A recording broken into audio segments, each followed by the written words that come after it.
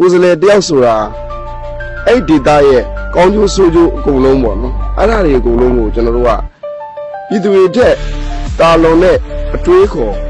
ယူဆအမျှော်မြင်ပြင်ဒီနိုင်ငံရေးစက်တမအာရုံရှိရမယ်လို့လည်းကျွန်တော်ဖြေကြားခဲ့ပါတယ်နိုင်ငံတော်ကနေပြီးတော့နိုင်ငံသားတယောက်အသိမှတ်ပြုလိုက်ပြီဆိုတဲ့ဟိုကကျွန်တော်တို့ကနိုင်ငံတော်ကျေးဇူးဆက်ကမှတောင်းရှိပါတယ်အဲ့ကျေးဇူးဆက်ကမှတောင်းကိုကျွန်တော်တို့နိုင်ငံသားတွေကမယူဆိုလို့ရှိရင်ဘယ်သူကယူမှာလဲ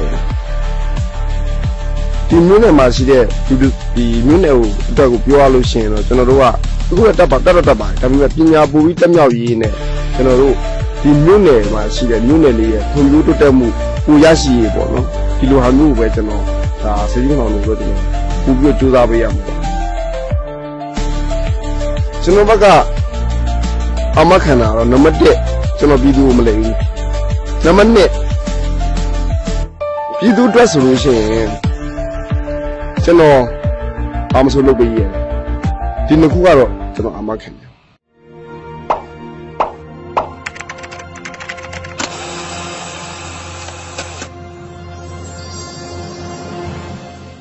ျွန်တော်နာမည်ကတော့ဒေါက်တာထွန်းထွန်းလို့ခေါ်ရခင်ဗျာနော်ကျွန်တော်ကတော့ရန်ကုန်တိုင်းဒေသကြီးပြည်တော်ကြက်ခိုင်တဲ့ဖွံ့ဖြိုးပါတီမှာဒါကျွန်တော်တို့တိုင်းကော်မတီဝင်ဖြစ်တော့တောင်းထမ်းဆောင်နေပါတယ်လူငယ်ကြီးကတောင်းကန်ဥပဒေနဲ့လွှတ်တော်ကြီးကတောင်းကန်ဆိုပြီးတော့လည်းကျွန်တော်တို့တောင်းဒါအပြင်ကျွန်တော်တို့တွန်တိခိုင်ရဲ့ခိုင်နေမြေတောင်းကန်ဖြစ်ကျွန်တော်တောင်းထမ်းဆောင်နေပါတယ်ကျွန်တော်ကတော့ကျွန်တော်ခိုင်မှာပါတဲ့စကြီးကလောင်မြို့နယ်ကနေပြီးတော့ဒီပြည်သူ့လွှတ်တော်ကိုယ်စားလှယ်လောင်းဖြစ်ကျွန်တော်ဝင်ရောက်ရှင်ပြန်ရွေးခံပါအောင်ဖြစ်ပါတယ်ခင်ဗျဟုတ်အဲပထမဆုံးပေါ့နော်စိတ်ကြီးခဏောက်တို့ဆိုတော့စိတ်ကြီးခဏောက်တို့ကိုဘာလို့ဝင်ရောက်ရှင်ပြဖို့ရွေးချယ်ရတာလဲကျွန်တော်တို့စိတ်ကြီးခဏောက်တို့ဝင်ရောက်ရွေးချယ်ရှင်ပြန်ရတဲ့အကြောင်းရင်းကတော့ကျွန်တော်တို့ဒီတွန်တိခိုင်မှာစိတ်ကြီးခဏောက်တို့မြို့နယ်ဟာကျွန်တော်တို့ဒါအခြေခံလူဒန်းစားအလွာနဲ့ကျွန်တော်တို့လက်စားများပါတယ်အဲ့တော့မြန်မာနိုင်ငံမှာရှိတဲ့ဒီဗမာအများစုနေထိုင်တဲ့ဒီမြို့နယ်မှာကျွန်တော်တို့ဒါဘာလို့စင်းတော်မှာတဲ့မြို့နယ်လေးလူလေးဖြစ်တဲ့အတွက်အဲ့ဒီလူနေမှုအဆင့်တန်းကိုကျွန်တော်ကစားတဲ့တပူကျွန်တော်ကိုယ်စွမ်းညံစွမ်းရှိသလောက်ကျွန်တော်နှင့်တင်ပေးခြင်းနဲ့ဆန္ဒနဲ့ကျွန်တော်ဝင်ရောက်ရှင်ပြန်ခဲ့ခြင်းဖြစ်ပါတယ်ဗျာဟုတ်ဆရာစိတ်ကြီးခဏတို့နဲ့ဒီအခုမှစတင်ပြီးတော့မှဝင်ရောက်မှလားမဟုတ်ဘဲနဲ့အရင်တုန်းကရောဘယ်လိုမျိုးအချစ်ဆက်တွေရှိခဲ့လဲဆရာကျွန်တော်ကဟိုအရင်တုန်းကဒီတွန်လေးခိုင်တန်လင်းခိုင်မခွဲခင်ကျွန်တော်တို့တောင်ပိုင်းခိုင်မာတွေကခိုင်ကော်မတီဝင်ဖြစ်ကျွန်တော်အဲ့မှာတောင်ထပ်ဆောင်နေဟိုကဒီစကြီးကနောင်တို့မြို့ခဏခဏရောက်ပြီးတော့စကြီးကနောင်တို့မြို့ရဲ့ဒါတာယာလှပပုံနဲ့ဒီစကြီးကနောင်တို့မြို့လေးရဲ့မိသားစုဆန်တဲ့ဒီဟိုဇေယိုက်လေးကိုကျွန်တော်သဘောကျတဲ့အဖြစ်ခဏခဏရောင်းရင်းနဲ့ဒီစကြီးကနောင်တို့မြို့ကနေပြီးတော့ကျွန်တော်ဒါတိုင်ဝစဉ်ဖြစ်မိသွားပြီးတော့ဒီမှာအခြေချပြီးတော့ဒီကကိုစားပြုပြည်သူတွေရဲ့ကိုစားပြုဒါကျွန်တော်ပါဝင်ရှင်ပြိုင်မယ်လို့စိတ်ဆုံးဖြတ်ပြီးတော့ဒီမှာပဲဒီဇိုင်းမကျွန်တော်ဟိုအလုပ်ကန်နေလုပ်ပြီးတော့ဒီပါတီတောင်းနေထမ်းဆောင်ပြီးတော့ဒီကပဲဝင်ပြန်နေဖြစ်ပါတယ်ဗျဟုတ်လူငယ်ပညာတတ်ပေါ့နော်ဆရာနော်ဟိုဆရာဘလို့ပညာရက်တွေကိုလက်လာဆေးဘူးလောက်ကင်ပြီးတော့မှဒီနိုင်ငံရဲ့ဖက်ကိုဘလို့မျိုးကူးပြောင်းလာခဲ့လေဆိုတာလေးမိတ်ဆက်ပေးပါဦးဆရာကျွန်တော်ကဒီရောင်တဲ့ဒေသကြီး3ဝမြို့မှာကျွန်တော်မွေးပါတယ်3ဝမှာကျွန်တော်တို့အထက်ကပညာသင်ယူပါတယ်ပြီးလို့ရှိရင်နောက်တစ်ခုအထက်က3မှာကျွန်တော်ဒါဆယ်နှစ်အောင်မြင်ခဲ့ပါတယ်အဲ့ရနေတကုံတက္ကသိုလ်အဲ့ရနေရန်ကုန်တက္ကသိုလ်ကနေအဆင့်ဆင့်ကျွန်တော်ဘောနော်ဥပဒေဘွဲ့ယူပါတယ်ပြီးလို့ရှိရင်မဟာဘွဲ့ယူပါတယ်ပြီးလို့ရှိရင်ဒေါက်ထရစ်ကျွန်တော်ယူပါတယ်ပြီးတော့ဒီပလိုမာအပါအဝင် MBA Master of Public Administration ပေါ့နော်နောက်တစ်ခုက MBA Master of Business Administration ပေါ့နော်ဒီဟာပါဝင်မှုကျွန်တော်ဘွဲပေါင်း73ခုအထိကျွန်တော်ဘောနော်လေ့လာစူးခဲ့ပါတယ်နောက်ဆုံးဘွဲအနေနဲ့ကျွန်တော် Doctor of Business Administration ပေါ့နော်ဒီဟာကိုလည်းကျွန်တော်သိမကြခင်မှာကျွန်တော်ရပါတော့မယ်ဒီကြားထဲမှာကျွန်တော်ထက်တန်းရှိနေစဖြစ်တဲ့ချိန်ကစပြီးတော့ကျွန်တော်ကနိုင်ငံရေးလောက်ကတည်းဟိုဒါခြေစုံပြုတ်ဝင်ပြီးတော့ကျွန်တော်ရတဲ့ပညာတွေနဲ့နိုင်ငံကိုတထောင်တနေရာနေအလုပ်ကျွေးပြုစုမယ်ဆိုပြီးတော့ဒီလိုခံယူချက်ကိုဒါကျွန်တော်ရှေ့တန်းတင်ပြီးတော့ဒါကျွန်တော်နိုင်ငံရေးလောက်ကတည်းဟိုခြေစုံပြုတ်ဝင်ခဲ့ပါတယ်ဒီလိုချိန်မှာပဲကျွန်တော်ကပါတီအများကြီးရှိတဲ့ကြားထဲရနေပြီးတော့ဒီကျွန်တော်တို့ပြည်တော်ကြက်ခိုင်တဲ့ဖွံ့ဖြိုးပါတီကိုကျွန်တော်တို့ရွေးချက်ချင်းနဲ့တူတယ်ရမတ်ချင်းနဲ့တူတယ်ဥတီချက်ချင်းနဲ့တူတဲ့အတွက်ဒီပါတီကိုရွေးချယ်ပြီးတော့ဒီပါတီကနေပဲဒီဇိုင်းမတ်ကျွန်တော်နိုင်ငံရေးကိုဒါကျွန်တော်ဥတီပြီးတော့လှုပ်ဆောင်ခဲ့ခြင်းဖြစ်ပါတယ်ဆရာကြီးနိုင်ငံရေးလှုပ်ရှားဆောင်ရွက်မှုအနည်းငယ်လေးမိတ်ဆက်ပေးပါနိုင်ငံရေးလှုပ်ရှားဆောင်ရွက်မှုကတော့ကျွန်တော်တို့ဒီ 2010 2015 2020ဒီကြားထဲမှာလူငယ်တယောက်အနေနဲ့ရောပြည်သူလူထုတယောက်အနေနဲ့ရော2010မှာဆိုလို့ရှိရင်2010မတိုင်ခင်ကကျွန်တော်တို့ပြည်တော်ချက်ခံတဲ့ဖွံ့ဖြိုးရေးအသင်းပေါ့နော်အဲ့ဒီအသင်းတွေကနေကျွန်တော်အသင်းတောင်ဟိုဒါအသင်းသားတယောက်အနေနဲ့ပဲတောင်ထမ်းဆောင်ခဲ့ပါတယ်ဒီ2010မှာဆိုလို့ရှိရင်ကျွန်တော်တို့ပါတီအာဏာရပါတယ်အာဏာရတဲ့အချိန်မှာဒီသမ္မတယူသိန်းစိန်ပါဝင်ကျွန်တော်တို့ရဲ့ပါတီရဲ့ဒီအစိုးရအဖွဲ့အဲ့မှာလဲကျွန်တော်တက်ဆွမ်းသွေးရပေါ့နော်ကျွန်တော်တို့ဒီဒေတာအကျိုးဒါကျွန်တော်လှုပ်ဆောင်ခဲ့ပါတယ်ဒေတာဆိုင်မှာပရိုက်တာအသင်းတွေရှိပါတယ်အဲ့ဒီအသင်းတွေမှာလဲကျွန်တော်အကြံပေးဖြစ်ဥပဒေကြံပေးဖြစ်တော့လည်းကောင်းပြီးလို့ရှိရင်အဲ့ရနာကားဖြစ်တော့လည်းကောင်းဒါကျွန်တော်ဥဆောင်ပြီးတော့ဒီပရိုက်တာရောနိုင်ငံရေးရောဒါတွေကိုကျွန်တော်ပတ်ပေါက်ဒီနှစ်ပတ်ကနေနှစ်ပတ်ပတ်ပေါင်းစုံကနေပြီးတော့ကျွန်တော်ရန်ကုန်တိုင်းမှာဟိုလူငယ်ကြီးကတောင်းအောင်ပေါ့နော်ဒီဟာတွေအကုန်လုံးဟိုနေ့တိုင်းပေါ့နော်နေ့တိုင်းကျွန်တော်မှအားတဲ့အချိန်မရှိပါဘူးစနေတနင်္ဂနွေလည်းကျွန်တော်မရှိပါဘူးဒီကိုအိတ်ကိုစိုက်ပြီးတော့ဒါနိုင်ငံရေးကိုကျွန်တော်ဟိုစိတ်လည်းပါတယ်ဝါသနာလည်းပါတယ်ပြီးလို့ရှိရင်ကျွန်တော်ဒီနှစ်ခုစလုံးနဲ့ဒါရှင်းတဲ့ရောက်အောင်ကျွန်တော်ဟိုစွမ်းတမန်ကျွန်တော်ဒါကျူသားဆော်ခဲ့ရင်ဖြစ်ပါတယ်ဒီကြားထဲမှာပဲကျွန်တော်ကတမတော်အာနာထိန်းတဲ့ကာလမှာကျွန်တော်ဟာကျောင်းတိုင်းဒေသကြီးအစိုးရအဖွဲ့ရဲ့ဥပဒေအကြံပေးဆိုပြီးတော့ဒါကျွန်တော်ရွေးချယ်ပြီးတော့ကျွန်တော်ခန့်အပ်ခြင်းခံခဲ့ရပါတယ်ဒီဥပဒေအကြံပေးကျောင်းတိုင်းဒေသကြီးအစိုးရအဖွဲ့ဥပဒေအကြံပေးပြင်ဒီဘက်ကပါတီတောင်နဲ့မလင်းဟင်းအောင်ကျွန်တော်အတက်နိုင်ဆုံးဟိုနော်နေမအညာမှာကျွန်တော်ကြိုးစားလုပ်ဆောင်ခဲ့ရဆိုတာဒါလေးတင်ပြကြပါမယ်ဟုတ်ကဲ့အဲ့တော့ဆရာသားဒီရွေးကောက်ပွဲမှာအနိုင်ရခဲ့ရင်ဆရာလှုပ်ဆောင်ချက်တွေဆိုဘာဖြစ်မလဲဆရာကျွန်တော်ဥပဒေသမားတယောက်ဖြစ်တယ်ပြီးလို့ရှိရင်စီဝိုင်းစီမံခန့်ခွဲမှုဟိုဒီဘက်မှာကျွန်တော်အကျိုးဘာလို့ဟိုတင်ကြားတက်မြောက်ထားတယ်ဆိုတဲ့အတွက်ဥပဒေပိုင်းနဲ့ဆိုလို့ရှိရင်တကယ်လို့များရွေးချက်တင်မြောက်ခံရခဲ့သည်ရှိတော့လွတ်တော်ထဲမှာပြည်တော်သမ္မတနိုင်ငံမှာရှိတဲ့ဥပဒေပေါ့နော်ဒီဥပဒေတော်များများကိုလေ့လာမယ်လေ့လာပြီးသားရှိပါတယ်ပြီးလို့ရှိရင်လိုအပ်တဲ့ကိစ္စတွေပြင်ဆင်တဲ့ကိစ္စတွေလွတ်တော်မှာတင်ပြတဲ့ကိစ္စတွေကိုကျွန်တော်2015 2020လောက်ထဲကကျွန်တော်တို့မှာဒါလွတ်တော်တွေမှာကျွန်တော်တို့ရေးထားတဲ့ကျွန်တော်တို့ဒီအဆိုတွေမူကြမ်းတွေကျေပွင့်ကမိကိုနေဒီဟာကြီးရှိပါတယ်အဲ့ဒါတွေရဲ့နောက်ဆက်တွဲပေါ့ဒီတက်မကကျွန်တော်တိုင်းပြည်အတွက်ပို့ပြီးတော့ထိရောက်နိုင်မဲ့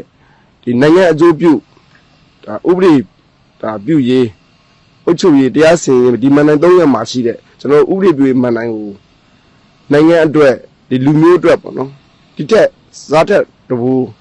ကောင်းအောင်ကျွန်တော်တို့ကဒီကျွန်တော်ပညာရက်နဲ့ဒီမန်နိုင်မှာကျွန်တော်ကောင်းဆောင်ပြီးတော့ရှေ့တန်းကနေမတ်ဟိုစူးစမ်းလုပ်ဆောင်သွားမယ်လို့ဒါကိုကျွန်တော်ပြောချင်ပါတယ်ဆရာအနေနဲ့ဒီကနေပြီးတော့ဆရာတို့ရဲ့စကြီးခနောင်တိုကကိုယ့်ရဲ့မဲဆန္ဒရှင်ပြည်သူတွေကိုရောဗာများမဲစစ်မြတ်ပေးကြတယ်ကျွန်တော်စကြီးခနောင်တိုမှာကျွန်တော်ခုမဲဆွယ်စီဝင်စတင်နေပါပြီကျွန်တော်ဟိုပြီးခဲ့တဲ့တလားလောက်ကတော့မြောက်ရီယာအင်တာဗျူးတစ်ခုကျွန်တော်လုပ်ပါတယ်အဲ့ဒီမှာကိုယ်စလဲအောင်တစ်ယောက်ရဲ့လိုအပ်ချက်ကဘာလဲလို့ကျွန်တော်မေးပါတယ်ကျွန်တော်ကိုယ်စလဲအောင်တစ်ယောက်ရဲ့လိုအပ်ချက်ကဘာလဲလို့သူမေးတဲ့ချက်မှာကျွန်တော်စိတ်ထဲမှာကိုယ်စလဲအောင်တစ်ယောက်ဟာအဲ့ဒေတာမှာရှိတဲ့ပြည်သူတွေနဲ့ပေါ့နော်စိတ်နေစိတ်ထားအပါဝင်ကျွန်တော်တို့ဟိုဒေတာဆိုင်ရာအခင်းကျင်းမှာပြည်သူတွေနဲ့တသားတည်းဖြစ်ဖို့လိုပါတယ်လို့ကျွန်တော်ဖြေခဲ့ပါတယ်နောက်တစ်ခုကိုယ်စလဲတယောက်ဆိုတာအဲ့ဒေတာရဲ့ကောင်းကျိုးဆိုးကျိုးအကုန်လုံးပေါ့နော်အဲ့ဒါတွေအကုန်လုံးကိုကျွန်တော်တို့ကပြည်သူတွေထက်တာလွန်တဲ့အတွေးခေါ်ယူဆအမျှော်မြင်ပြင်ဒီနိုင်ငံရေးစက်တမအာယုံရှိရမယ်လို့လည်းကျွန်တော်ဖြေကြားခဲ့ပါတယ်အဲ့တော့ပြည်သူတွေကိုကျွန်တော်ဒီလူတွေခိုင်ရဲ့စကြီးခထောင်တို့မြို့နယ်ကပြည်သူတွေကိုကျွန်တော် message ပေးချင်တာကတော့ရုံရုံကြီးအာကူပြီးတော့ပြည်ခိုင်ဖြိုးကိုပဲအာကူလိုက်ပါအနာဂတ်မှာလက်ရှိထက်အစာပေါင်းများစွာကောင်းမွန်တဲ့အနေအထားတစ်ခုကိုကျွန်တော်ဖန်ဆင်းပြပါမယ်ဆိုတော့ဒါကျွန်တော် message ပေးနေပါတယ်ခုနဆရာပြောတဲ့အထက်မှာတော့ကိုယ်စီလောင်းတယောက်ဟာပြည်သူတွေနဲ့တသားတည်းဖြစ်ဖို့ပြောဆရာကရောစကြီးခနောင်တူကြီးပြည်သူတွေနဲ့တသားတည်းဖြစ်မယ်လို့ပြောလို့ရမှာဆရာတသားတည်းဖြစ်တာထဲတော့ကျွန်တော်ကြော်လွန်တယ်လို့ကိုယ်ထင်ပါတယ်ဘာဖြစ်လို့လဲဆိုတော့စကြီးခနောင်လူမျိုးတွေမှာရှိတဲ့လမ်းချင်းချင်းလေးရစရေယာရင်ဆုံးဘွက်အဆုံးကျွန်တော်မရောက်ဘူးတဲ့နေရာမရှိပါဘူးမတော်ဘူးတဲ့နေရာမရှိသလိုမတော်ဘူးတဲ့လူတန်းစား ကြားထဲမှာကျွန်တော်ဟာနေ့ရောညရောပြည်သူတွေနဲ့ထိတွေ့ဆက်ဆံပြီးတော့ပြည်သူတွေရဲ့ရင်ထဲကစကားကိုအခုအချိန်နဲ့ကျွန်တော်ရင်ပတ်ထဲမှာရောက်နေပါပြီဗျဒီတစ်ခါရွေးကောက်ပွဲမှာဒီလူငယ်ဆရာတို့လိုလူငယ်ပညာရှင်တွေမြင်ရတယ်ကဏ္ဍဆောင်တွေမြင်ရတယ်အဲ့တော့ဒီလူငယ်တွေရဲ့ဒီနိုင်ငံရေးပေါ်မှာစိတ်ပါဝင်စားမှုပေါ့နော်ဒါခုဆရာတို့နဲ့အတူတူနောက်ထပ်ဆရာတို့ပါတီမှာလေးလူငယ်လေးတွေလေးဝင်ရောက်ရှင်ပြန်ပြီလို့ကျွန်တော်သိရတယ်ပေါ့ဆရာနော်အဲ့ဒီကိုစားရောဒီကျန်တဲ့ဒီပါတီနိုင်ငံရေးပါတီကမဟုတ်တဲ့ဒေသကပေါ့နော်ဒီပြန်ပြည်သူလူငယ်တွေကိုရောကိုရင်ညီကိုတွေရောဗာများဒီနိုင်ငံရေးပေါ်မှာစိတ်ထားဖို့ဗာများမှားချင်တာရှိတယ်နိုင်ငံသားတယောက်ဖြစ်လာပြီဆိုလို့ရှိရင်အဲ့နိုင်ငံရဲ့အရေးကိုစိတ်ပါဖို့ပါမှာပါဘာဖြစ်လို့လဲဆိုတော့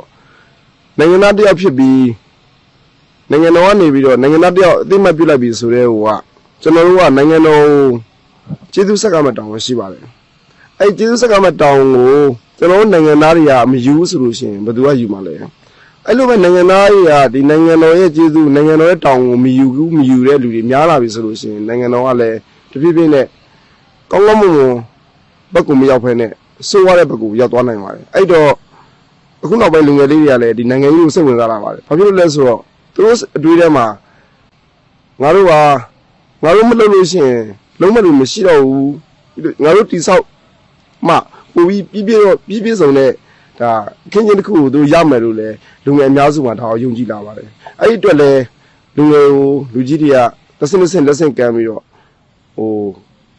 ကောင်းတဲ့ဒီဟာကောင်းတဲ့ညွှန်ကြားမှုတွေလူကြီးတွေကလည်းဒါတုံ့ပြန်ဆုံးမပြီးတော့ဒါနီးကောင်းလမ်းကောင်းပေါ့နော်ဒီလမ်းမပေါ်ကျွန်တော်တို့ဆွဲတင်ဖို့လိုပါတယ်လူငယ်တွေကလည်းအဲ့လိုဆွဲတင်ပြီးခေါ်တာကိုချော့တာပေါ့နော်အဲ့လိုခေါ်တာကိုလူငယ်တွေကလည်းဒါနှစ်သက်ပါတယ်ဟောက်ပြီးပြောတာထက်ကျွန်တော်တို့ချော့ပြီးတော့ခေါ်တာကိုလူငယ်တဘာဝနှစ်သက်ပါတယ်ကျွန်တော်ကိုယ်တိုင်ကလည်းလူငယ်ကောင်းဆောင်ဖြစ်နေတဲ့အတွက်လူငယ်ကနေလာတဲ့အတွက်ဒီလိုပဲကျွန်တော်လည်းနှစ်သက်ပါတယ်အဲ့ဒီအတွက်လူငယ်တွေကလည်းနိုင်ငံရေးလောကကိုနိုင်ငံရေးခင်းချင်းတွေကိုတဖြည်းဖြည်းနဲ့သူတို့လည်းဒီနောက်ပိုင်းမှာပေါ့နော်စိတ်ပါဝင်စားတာပါတယ်ကျွန်တော်တို့ဒါသက်ဆိုင်ရာတာဝန်ရှိတဲ့သူကလည်းဒီစိတ်ပါဝင်စားလာတဲ့လူငယ်တွေကိုကျွန်တော်ဆွဲတင်ခြင်းအားဖြင့်ဒါဒီတက်ကောင်းမွန်တဲ့ပေါ့အနာဂတ်မှာကျွန်တော်နိုင်ငံတော်ကိုဒါပုံမူပြည့်စုံတဲ့ဒါပေါ့စနစ်တစ်ခုနဲ့တိုင်းပြည်မှာဒီလူငယ်တွေရဲ့အားနဲ့တိုင်းပြည်ကိုတည်ဆောက်လို့ရနိုင်တယ်လို့ဒါကျွန်တော်ယုံကြည်မိပါတယ်ဗျဆရာပြောတော့တဲ့အထက်မှာဆရာဒီဥပဒေနေပေကနေလာတဲ့လူတယောက်ဆိုတော့ဆရာဥပဒေပြုရေးဖက်ကိုတော်တော်လေးအသားပေးပြီးတော့ပြောတော့တွေ့ရတယ်ပေါ့ဒါဒီနိုင်ငံတိဆောက်ရဲ့အဆင့်ပေါ့တိုးတော်တယ်ကျွန်တော်တို့မှာမြန်မာနိုင်ငံမှာရှိတဲ့လူတွေကအခြေခံလူဒန်းစားများတယ်အဲ့တော့စိတ်ကြီးကနောက်တုံမှာရှိမဲ့အခြေခံလူဒန်းစားတဲ့အတွက်ဆရာဗာများလုပ်ပေးနိုင်မလဲအဲ့ဒီ data အတွက်အဲ့ဒီ data ကပြည်သူတွေအတွက်ဒီ data ကကျွန်တော်စိတ်ကြီးကနောက်လိုမျိုးဆိုတာကဒီတုံလိခေမှာရှိတဲ့မြို့၅မြို့နယ်ထဲမှာကျွန်တော်ရဲ့ဒါခိုင်တောင်ကန်ယူထားတဲ့မြို့၅မြို့နယ်ထဲမှာဒါကျွန်တော်လက်စားအများစုနဲ့ဒါဟောပေါ့နော်မြို့နည်းနည်းကျင်းပါတယ်ဒီမြို့နယ်မှာရှိတဲ့ဒီမြို့နယ်ကိုအတွက်ကိုပြောရလို့ရှိရင်တော့ကျွန်တော်တို့ကအခုတက်ပါတယ်ဒါပေမဲ့ပညာပို့ပြီးတက်မြောက်ရေးနဲ့ကျွန်တော်တို့ဒီမြို့နယ်မှာရှိတဲ့မြို့နယ်လေးရဲ့ဖွံ့ဖြိုးတိုးတက်မှုပိုရရှိရေးပေါ့နော်ဒီလိုဟာမျိုးကိုပဲကျွန်တော်ဒါစိတ်ကြီးခဏလို့ကျွန်တော်ပို့ပြီးတော့စူးစမ်းပေးရမှာပါကျွန်တော်တို့အခုဆိုရင်ဒလကိုကျွန်တော်ဒလကျွန်တော်ထိုးပါပြီအဲ့ဒလထိုးပြီးတာနဲ့တွန်တေးပုဂ္ဂိုလ်ကျွန်တော်10မိနစ်15မိနစ်ရောက်ပါပြီအဲ့တွန်တေးဒလဘောကနေကျွန်တော်စိတ်ကြီးခဏလို့အခုကျွန်တော်စိတ်ကြီးခဏလို့ဒလထိုးပါပြီအဲ့ဒလကလည်းတိတ်မကြခင်မှာပြီးတော့မှာပဲအဲ့ဒလပြီးသွားပြီဆိုလို့ရှိရင်ကျွန်တော်စိတ်ကြီးခဏလို့မျိုးဟာဟိုးရင်တော့လို့ရေလန်းတလန်းနဲ့ရန်ကုန်ကနေကူးတဲ့အခြေအနေမဟုတ်တော့ပဲနဲ့ရေလန်းရောကုန်းလန်းရောဒီလိုနှစ်ဖက်သုံးဖက်သွားလို့ရနေထားဖြစ်တဲ့ဆိုရင်စိတ်ကြီးခဏလို့ကဒါပြီးခဲ့တဲ့10နှစ်15နှစ်တဲ့အစာပုံးများစွာတိုးတက်ပြီးတော့ကျွန်တော်တို့စီရင်ပုံမျိုးလာပါအဲ့ဒါနဲ့တစ်ဆက်တည်းမှာပဲကျွန်တော်တို့အသေးစားစက်မှုလုပ်ငန်းအလက်စားစက်မှုလုပ်ငန်းအပါအဝင်ကျွန်တော်ဒီစကြီးကနောင်တို့ရဲ့ဒီကမ်ဘတ်လမ်းနေပေါ့နော်အဲ့ဒါတွေတာလာဘဖို့တွေလောက်လာလို့ရှိရင်ကျွန်တော်တို့ဟာစကြီးကနောင်တို့ကဒါတကယ်မြစ်ချောင်းလေးတွေခြံရံပြီးတော့တကယ်တာလာပါတဲ့ဘောနော်ဒါကျုံးမြို့လေးတစ်ဖွဲဒါကျွန်တော်တို့ပို့ပြီးတော့ကောင်းလာနိုင်တယ်ပို့ပြီးတော့တာလာပါနိုင်တယ်လို့ဒါကျွန်တော်သုံးသပ်မိပါတယ်ကျွန်တော်လည်းတကယ်လို့များတောင်းပေးခဲ့သည်ရှိတော့ဒီဒေတာကိုဒီထက်မကကျွန်တော်ပြောရတဲ့မကကျွန်တော်ပို့ပြီးတော့လုံနိုင်ကိုင်နိုင်ဆွမ်းဆောင်နိုင်အောင်ကျွန်တော်ကိုယ်လည်းစူးစမ်းမှာလို့ဒါမြစ်တာရဲ့ခံနေမှာပြောကြခြင်းပါလေကြာနောက်ဆုံးအနေနဲ့ပေါ့ဆရာဟောပါပေါ့ဒေါက်တာထထဝန်းရေလို့ဆိုတဲ့ပုံကိုတယောက်ကိုယုံကြည်နဲ့မေးပေးရမယ်ကိုယ့်ရဲ့မေးစင်သားချင်းပြည်သူတွေအတွက် ဆရာဖက်ကပေးနိုင်တဲ့အမခံဂတိကဝက်ဆိုဘာဖြစ်မလဲဆရာ ကျွန်တော်ဘက်ကအမခံတာတော့နံပါတ်1ကျွန်တော်ပြည်သူကိုမလိမ်ဘူးနံပါတ်2ပြည်သူအတွက်ဆိုလို့ရှိရင်ကျွန်တော်ဘာမဆိုလုပ်ပေးရတယ်ဒီနှစ်ခုကတော့ကျွန်တော်အမခံတယ် အဲ့တော့ဘာများဖြစ်ဆွဲပြောချင်တာရှိလဲဆရာ ကျွန်တော်ဟာနိုင်ငံရေးလောကတွေကိုဝင်လာတာပရိုက်တာကိုအခြေခံပြီးတော့နိုင်ငံရေးကိုကျွန်တော်လုပ်ဖို့နိုင်ငံကောင်းမှုအတွက်ဒါကျွန်တော်နိုင်ငံရေးကိုခြေစုံပစ်ပြီးဝင်လာတာပါဒီကြားထဲမှာဘလို့ပဲအစဲခံသည်ဖြစ်စေအဆိုခံသည်ဖြစ်စေမကောင်းပြောခံသည်ဖြစ်စေကျွန်တော်ဟာမတုံ့လို့ပါဘူးဘာဖြစ်လို့လဲဆိုတော့တစ်ချိန်မို့တစ်ချိန်ကောင်းကောင်းမှုကိုလမ်းလျှောက်နေလူတယောက်ကကျွန်တော်တို့ရည်မှန်းထားတဲ့ပန်းနိုင်ကျွန်တော်တို့မျှော်လင့်ထားတဲ့ပန်းနိုင်ကိုရှောက်သွားမှာပါပဲအဲ့ဒီအတွက်ကျွန်တော်ဟာစိုးသိမ်းမြတုံ့လုံချင်းမရှိသလိုတိုင်းပြည်အတွက်ဆိုလူမျိုးအတွက်ဆိုလည်းကျွန်တော်တို့ရည်ရွယ်ချက်ကလည်းကြိုးစားတဲ့၍ခက်မြင်အောင်မြင်မယ်လို့ဒါကျွန်တော်ပြောချင်ပါတယ်ဗျ ကျေးဇူးတင်ပါတယ်ဆရာ ကျေးဇူးတင်ပါတယ်ခင်ဗျ